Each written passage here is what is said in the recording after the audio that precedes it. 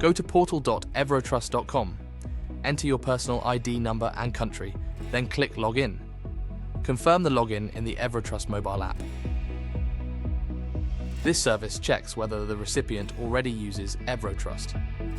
Enter the user's personal ID number, phone number, or email address. Click Check.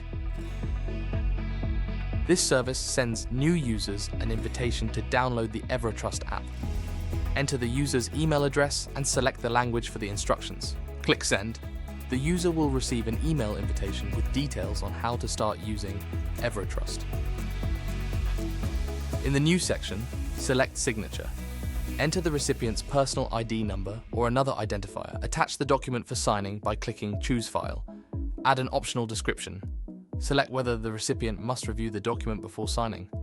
Set a signing deadline or configure any other options. Click Send. You can find the signed document in the Sent section. Click Details to view and download the signed file. In the New section, select Identification. Enter the recipient's personal ID number or another identifier. Select the types of personal data you need. Click Send. You can find the completed identification document in the Sent section.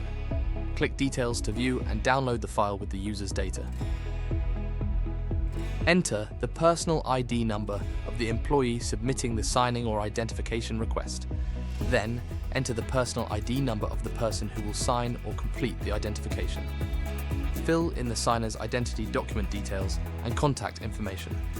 Choose the type of request, signing or identification. For signing requests, select the signature type.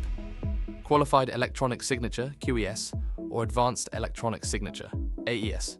For signing requests, attach the document by clicking Choose File.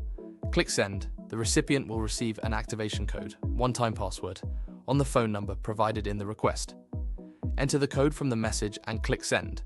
You can find the signed document in the Sent section. Click Details to view and download the document from the transaction.